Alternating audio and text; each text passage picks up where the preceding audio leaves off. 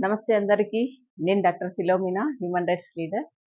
ఈరోజు మనము భారత రాజ్యాంగంలోని విషయాలన్నీ కూడా మనము ప్రతిరోజు కూడా చర్చించుకుంటున్నాము.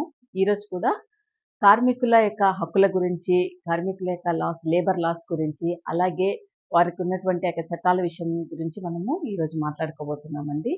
మొదటిగా మనము కార్మికులు అంటే ఎవరు అనంటే, ఒక ఫ్యాక్టరీలలో కానీ, లేకపోతే ఇండస్ట్రీస్‌లో కానీ వర్క్ చేసేటువంటి వాళ్ళందరినీ కూడా కార్మికులు అని అంటారనమాట. మన దేశము పురోభివృద్ధికి చెందాలంటే, మన దేశం ముందడుగు వేయాలంటే, ఈ యొక్క ఫ్యాక్టరీస్ కానీ, తర్వాత ఈ యొక్క కంపెనీస్ కానీ, ఇవన్నీ కూడా ఎంతగానో అభివృద్ధి చెందితే మాత్రమే మనం ముందుకు వెళ్ళగలమండి. ఎందుకంటే ఇండియా ఇప్పటికీ కూడా డెవలపింగ్ కంట్రీగానే ఉంది. డెవలప్డ్ కంట్రీ కాలేదనమాట. అంటే అభివృద్ధి చెందుతున్నటువంటి దేశాలలో ఒకటిగా మాత్రమే భారతదేశం ఉందనమాట.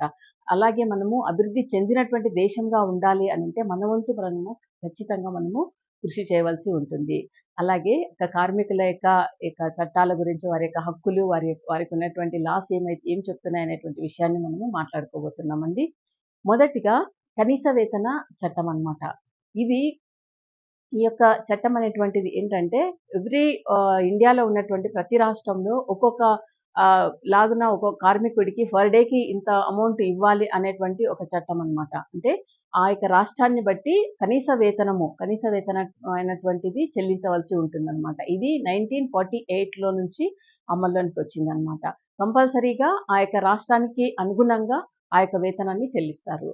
అలాగే ఇంకా సమాన వేతనం అంటే ఏంటి అంటే ఈక్వల్‌గా వాళ్ళు చేసినటువంటి యొక్క పనికి వాళ్ళకు వేతనాన్ని చెల్లించటం. అంటే లేడీస్ కానీ, జెంట్స్ కానీ ఎవరైనా కూడా వర్కర్స్ ఎవరైతే పని చేస్తారో, ఎవరైతే ఆ యొక్క సంస్థల్లో కానీ, ఆ యొక్క కంపెనీస్‌లలో కానీ, ఫ్యాక్టరీస్‌లలో కానీ వర్క్ చేస్తారో వాళ్ళకి లేడీస్‌కు, జెంట్స్‌కు ఇద్దరికీ కూడా సమానంగా వేతనాన్ని చెల్లించవలసి ఉంటుందన్నమాట. ఎందుకంటే ఒకరికి తక్కువ సాలరీ, ఒకరికి ఎక్కువ సాలరీ అనేటువంటిది లేదన్నమాట. ఇద్దరికీ ఈక్వల్‌గా చెల్లించవలసి ఉంటుంది. అలాగే ఇంకొక యొక్క బెనిఫిట్ వచ్చేసి ఏమై ఉంటున్నదంటే, వాళ్ళకు బోనస్ కూడా ఇవ్వాలండి. ఎందుకంటే ఆ యొక్క ఫ్యాక్టరీలలో కానీ, ఆ యొక్క సంస్థల్లో వాళ్ళ యొక్క పనిచేసేటువంటి ఆ యొక్క ఇండస్ట్రీస్‌లో ఎలాంటి లాభాలైతే వస్తాయో, ఆ లాభాలలో కార్మికులకు పనిచేసినటువంటి వాళ్ళకు పెద్ద పెద్ద ఫెస్టివల్స్ వస్తాయి కదండీ! ఇయర్లీ సంక్రాంతి పండుగ లేకపోతే ఆహ్ దీపావళి, దసరా ఇలాంటి ఫెస్టివల్స్‌కు కంపల్సరీగా వాళ్ళకొచ్చేటువంటి ఆ యొక్క ఇన్‌కమ్‌లో అంటే వాళ్ళకొచ్చేటువంటి యొక్క లాభాల్లో కంపెనీకొచ్చేటువంటి లాభాల్లో 8.33% ఆ యొక్క కార్మికులకు చెల్లించవలసి ఉంటుందన్నమాట. అలాగే ఇంకా వాళ్ళకు ఇన్సూరెన్స్‌లు కూడా ఉంటాయండి. వ్యక్తిగతమైనటువంటి యొక్క పర్సనల్ ఇన్సూరెన్స్ ఉంటుంది. తర్వాత ఫ్యామిలీ ఇన్సూరెన్స్ ఉంటుంది. యాక్సిడెంటల్ ఇన్సూరెన్స్ ఉంటుంది. ఇలాంటి యాక్సిడెంటల్ ఇన్సూరెన్సే కాకుండా ఇంకా గ్రూప్ ఇన్సూరెన్స్ అనేటువంటిది కూడా ఉంటుందన్నమాట. ఇంకొక విషయం వస్తే ఇంకా వాళ్ళకు ఉన్నటువంటి యొక్క బెనిఫిట్స్ ఏంటి అనంటే పీఎఫ్ అండి. పీఎఫ్ వచ్చేసి ఎవరైతే 15,000 సాలరీ 15 వేల కంటే సాలరీ ఎక్కువగా ఉంటుందో వాళ్ళు పీఎఫ్‌కు అర్హులనమాట. ఆ యొక్క పీఎఫ్ అనేటువంటిది కూడా ప్రావిడెంట్ ఫండ్ కూడా వాళ్ళకు ఇవ్వవలసి ఉంటుందనమాట. దానికి అర్హత వాళ్ళు సంపాదించుకుంటారనమాట.